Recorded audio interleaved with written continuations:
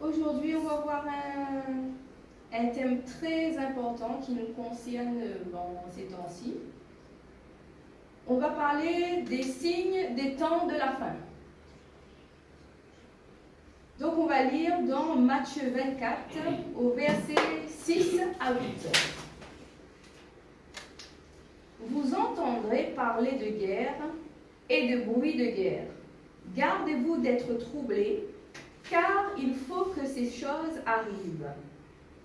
Mais ce ne sera pas encore la fin. Une nation s'élèvera contre une nation, et un royaume contre un royaume. Et il y aura en divers lieux des famines et des tremblements de terre. Tout cela ne sera que le commencement des douleurs. Donc, ces versets sont très importants pour ces temps-ci. Vous avez remarqué qu'en ce moment, nous vivons dans une atmosphère bizarre. L'atmosphère a changé. Donc, vous avez remarqué. Il y a des choses bizarres qui sont en train d'arriver. C'est parce que la Bible nous dit que nous sommes dans les derniers temps. C'est le commencement des douleurs. Et quand il dit que c'est le commencement des douleurs, nous voyons déjà avec toutes les épreuves, toutes les choses bizarres qui se sont déroulées depuis au moins 2 ans, les gens sont en douleur, sont en souffrance. Et aujourd'hui, nous voyons avec la guerre entre l'Ukraine et la Russie, les gens se posent des questions pour voir si ce sera la 3e guerre mondiale ou pas. Mais selon la Bible, c'est le début. C'est le début. C'est en train de commencer. La guerre entre l'Ukraine et la Russie a été prophétisée dans la parole de Dieu. Donc, il faut lire tout le chapitre de l'Apocalypse. Et vous allez voir que ce qui est en train de se passer entre l'Ukraine et la Russie, cela a été prophétisé dans la Bible. Et après l'Ukraine et la Russie, il y aura d'autres pays qui vont entrer en guerre. Et nous pouvons voir qu'il y a aussi la guerre en Israël. Les autres côtés aussi commencent à entrer en guerre. Est-ce que ça va être la 3e guerre mondiale? Question. C'est le début. Donc, si c'est le début, ça veut dire qu'il y aura un développement, il y aura une fin. Et là, on n'est que dans le début. On entre juste dans le début de cette guerre. Et cette guerre, c'est normal. Parce que c'est Dieu qui a prévu tout ça. Cette guerre marque l'entrée pour le monde, que les gens soient croyants ou ne soient pas croyants, qu'ils croient en Dieu, en Jésus ou ne croient pas. Ça ne changera rien parce que cela doit arriver. Même les scientifiques ne pourront rien changer. Cela va arriver. Donc, on va entrer dans cette phase du commencement de la fin des temps. Il y a eu l'Ukraine et la Russie qui sont entrés en guerre. Tout le monde était choqué. Mais nous, chrétiens, on ne peut pas être choqués parce que c'est prévu par la Bible, on le sait d'avance, on le sait déjà. Ça, c'est normal. Parce que Dieu dit que cela doit arriver. Il faut entrer dans cette phase. Il y a aussi, quand la Bible dit qu'il y aura des tremblements de terre. Cela ne signifie pas qu'il y aura seulement des séismes où la terre va trembler. Les tremblements de terre dont parle la Bible, c'est qu'il y aura des catastrophes naturelles. La terre va être chamboulée. Les eaux vont se soulever. Tout va être déréglé. Et on le peut voir déjà, ça commence. Mais c'est prévu par la Bible. C'est prévu par Dieu. Il y aura des calamités que le monde n'a jamais vu jusqu'ici. Mais nous, l'Église, on doit se préparer à tout ce qui va arriver. La parole de Dieu dit aussi qu'il y aura des famines. Quand on parle de famine, déjà ça commence. Il y a des denrées alimentaires qui sont en rupture de stock. Ça commence à bien se faire sentir. Le monde va manquer de beaucoup de produits. Et ces produits, au fur et à mesure, vont disparaître. Et c'est prévu par la Bible. Ce qui signifie aussi, quand on parle de famine, c'est que les gens vont mourir de faim. Les gens vont mourir de faim. Quand on parle de famine, on voit que dans certains endroits de la terre, du monde, ça a déjà commencé. Et ça s'empire de plus en plus.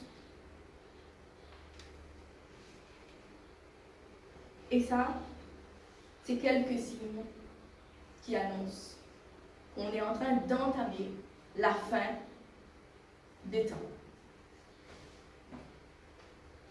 Mais nous, on ne doit pas avoir peur. Parce que Dieu nous a préparés à entrer dans cette phase. Les riches vont devenir plus riches. Les pauvres, parallèlement, vont devenir plus pauvres.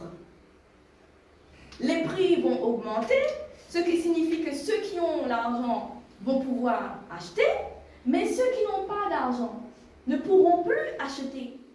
Donc, ce qui veut dire vraiment que les pauvres vont devenir encore plus pauvres parce qu'ils n'auront plus de quoi acheter. Et déjà, on le voit.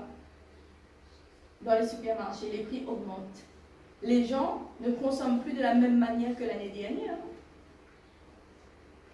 Ça, c'est juste le début. Il y aura des catastrophes naturelles, des dérèglements climatiques. Là où il y avait de la neige, ça va être le désert. Là où il y avait le désert, il va neiger. Il y aura des tempêtes, des cyclones qu'on n'a jamais vues dans le monde entier. Et l'île de la Réunion ne sera pas épargnée aussi. Il y aura des cyclones qui vont arriver, des tempêtes qui vont débarquer sans prévenir. Même les météorologues ne pourront même pas prévenir les cyclones, les tempêtes qui vont arriver. Cela va arriver de manière inattendue. Et il y aura des conséquences que l'île de la Réunion n'a jamais vues auparavant. Mais nous serons préparés.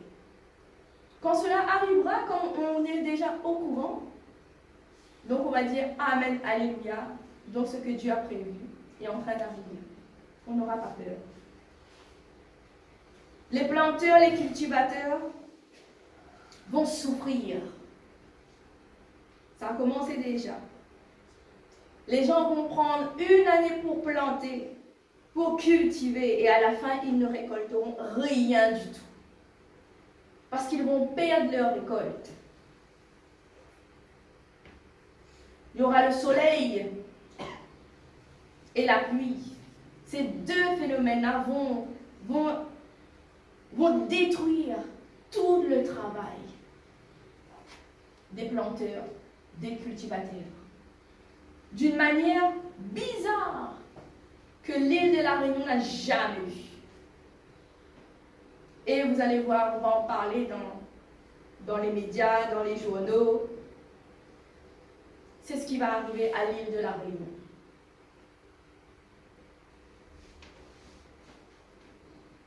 Donc, planteurs, cultivateurs, tous ceux qui vont regarder après.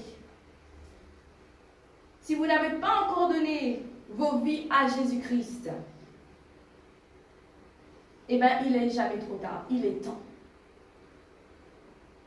Parce que quand on donne sa vie à Jésus, Dieu protège les récoltes. Il peut pleuvoir, il peut faire soleil, les récoltes vont être intactes. C'est ça la promesse que Dieu promet à ses enfants. Il y aura une différence entre ceux qui appartiennent à Dieu et ceux qui appartiennent à leur camp. Plus que jamais, on aura besoin de Dieu, de la grâce de Dieu, parce qu'on va vivre dans ce monde par le surnaturel de Dieu. Et vous allez voir, il y aura des miracles extraordinaires pour les enfants de Dieu, pour les chrétiens. Les séismes vont se multiplier, qui vont faire de terribles dégâts. Et l'île de la Réunion ne sera pas épargnée. Ici aussi, il y aura. Et ces séismes vont entraîner des tsunamis que le monde n'a jamais vus. On entre dans cette phase, les amis. Et vous allez voir que la parole de Dieu, c'est la vérité. Que les gens croient, que les gens ne croient pas. Il y aura des déluges, il y aura des inondations dans des lieux inimaginables.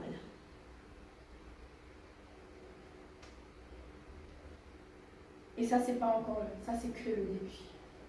Et on le voit encore aujourd'hui, même à l'île de la Réunion, vous voyez, il y a des déluges, des inondations dans des lieux où personne n'a jamais vu. Mais cela va s'amplifier au fur et à mesure. Nous allons voir ça dans les médias, dans les mois, dans les années qui viennent. Il y aura des invasions d'insectes, d'animaux soudaines. Vous allez voir comment les insectes vont envahir les humains. Et ça, c'est la parole de Dieu.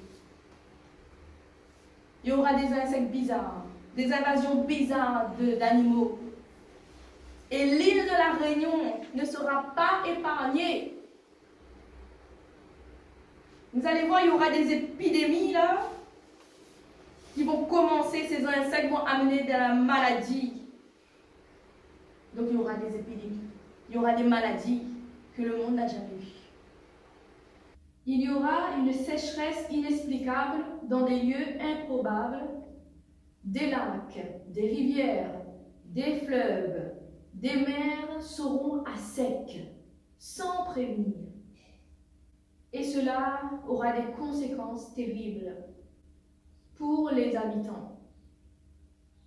Car il n'y aura plus d'eau dans certains endroits, dans certains lieux. Les gens vont manquer d'eau. Les animaux aussi vont manquer d'eau. Donc pour ceux qui font de l'élevage, les animaux vont mourir.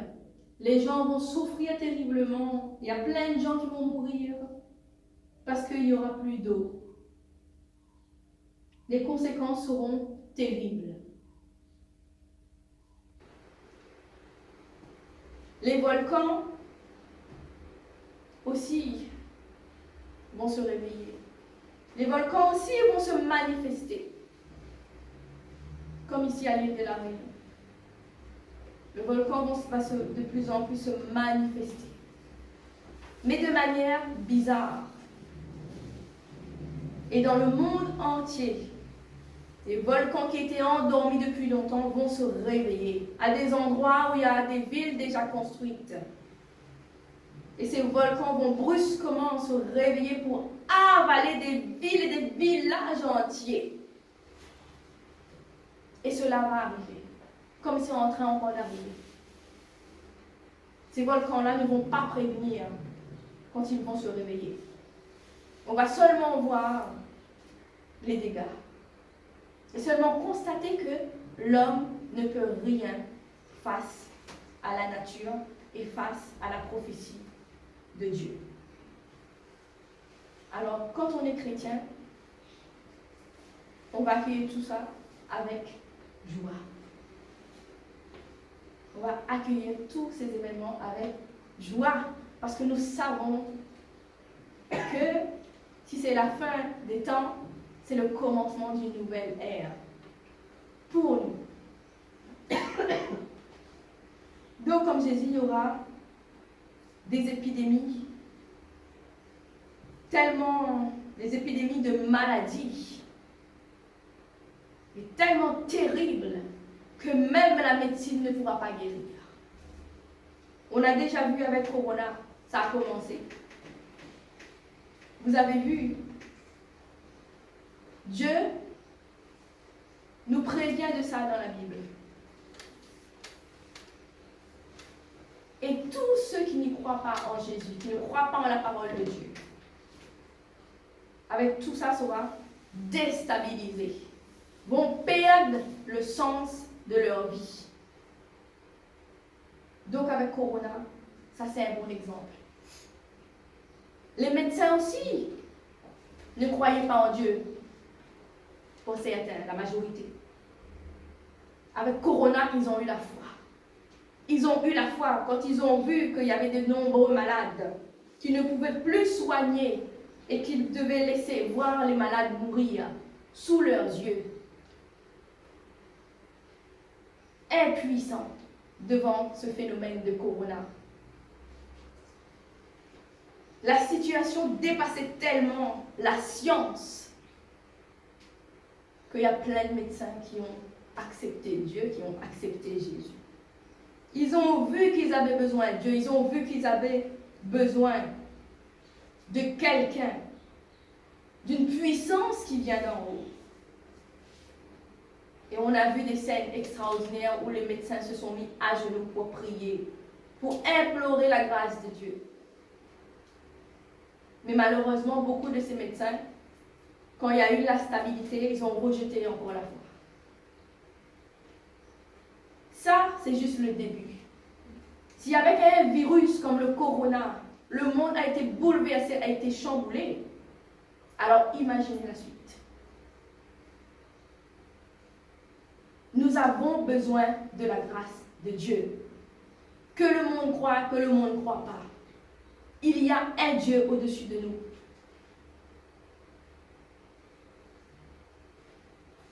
Et on a vu aussi, avec ces maladies, des conséquences. Les gens ont fait faillite. Les entreprises ont fermé subitement. Les gens même qui étaient riches avec leurs entreprises se sont suicidés. Les salariés ont été licenciés. La société est en chute libre.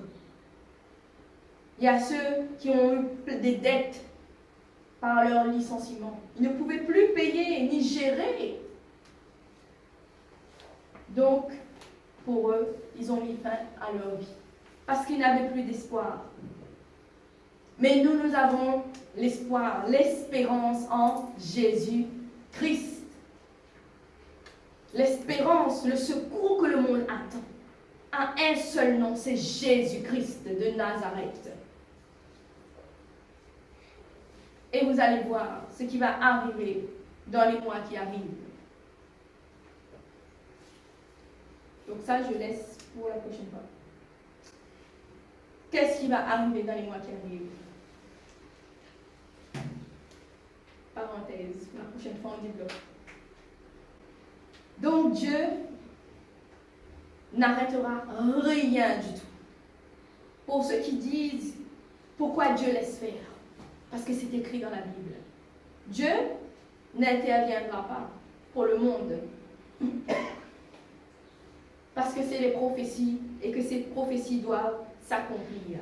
Mais Dieu va agir, va intervenir pour celui qui est dans ce monde, qui accepte Jésus-Christ, son Fils comme Seigneur et Sauveur. Nous allons voir la différence, que Jésus-Christ, c'est le Sauveur.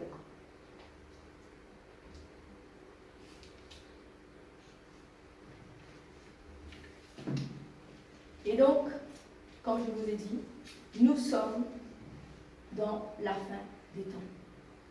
La Bible prouve. Nous avons la parole de Dieu. Il y a un commencement. C'est la Genèse. La Genèse. Il y a une fin. C'est l'Apocalypse. Le dernier livre de la Bible. Tout ce qui était avant l'Apocalypse, tous ces événements, toutes ces prophéties, tout ça se sont déjà déroulés. Les prophéties avant l'Apocalypse se sont accomplies. Maintenant, nous sommes dans le livre, nous sommes en train de vivre les événements de l'Apocalypse, la fin des temps. Que le monde croit, que le monde ne croit pas. Tout ce qui était écrit dans la Bible, dans la parole de Dieu, c'est réalisé. C'est réalisé. Il nous reste l'Apocalypse et nous sommes dans ces temps-là.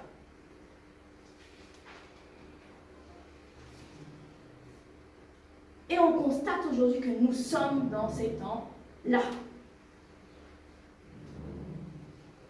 Et vous allez voir, les gens qui ont eu peur de lire l'Apocalypse, mais là il faut qu'ils aillent lire l'Apocalypse. Tout ce qui est écrit dans le livre de l'Apocalypse, c'est ce qui va arriver.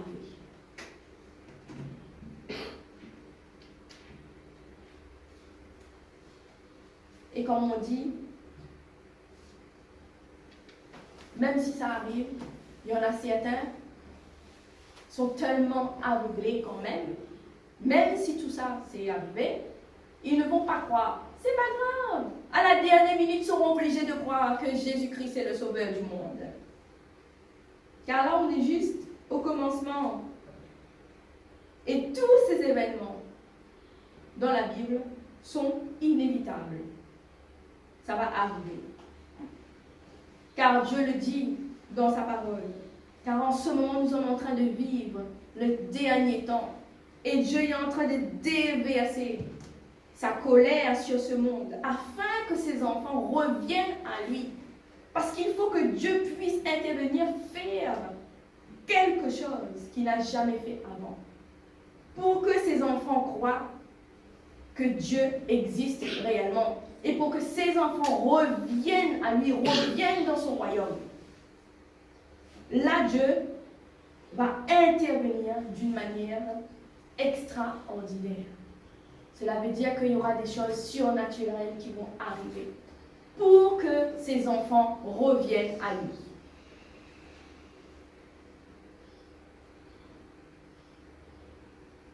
Donc les amis, comme on vient de lire encore dans le Matthieu 4, verset 8, qui nous dit que tout cela ne sera que le commencement des douleurs.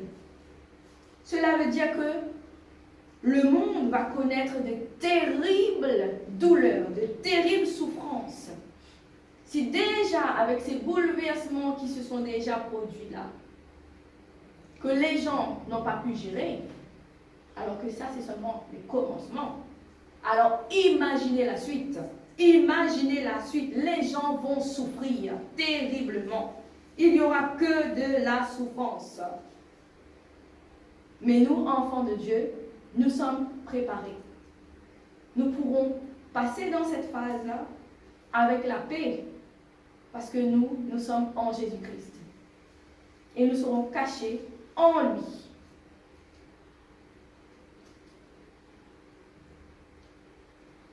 Donc, préparons-nous les amis, parce que le monde va connaître des soulèvements qu'on n'a jamais vus.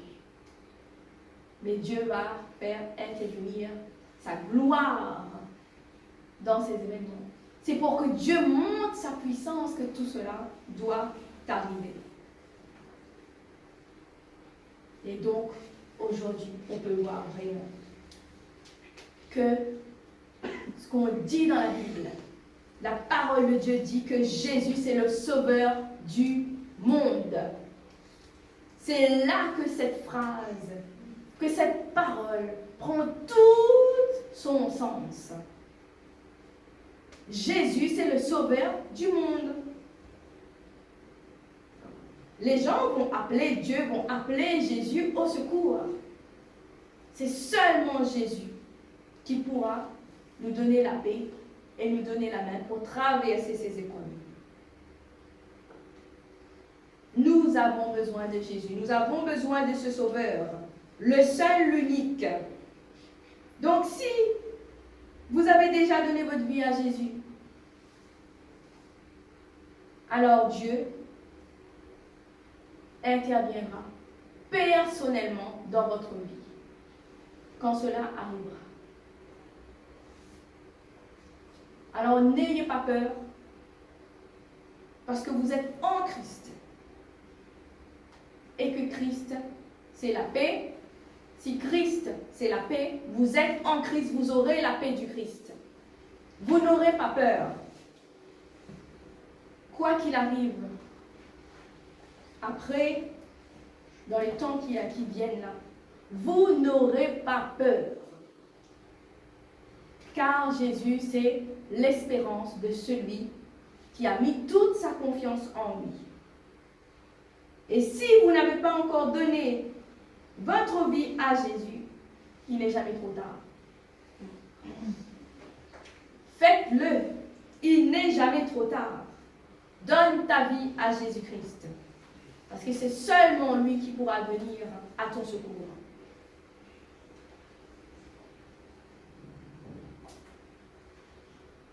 Alors j'espère vraiment que ceux qui vont nous regarder, qui n'ont pas encore donné leur vie à Jésus,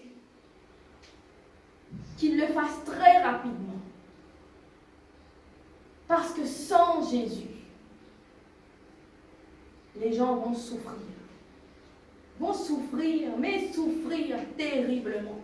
Alors donne ta vie à Jésus, toi qui n'as jamais donné ta vie à Jésus. Il est temps de donner réellement ta vie à Jésus-Christ. Amen. Amen.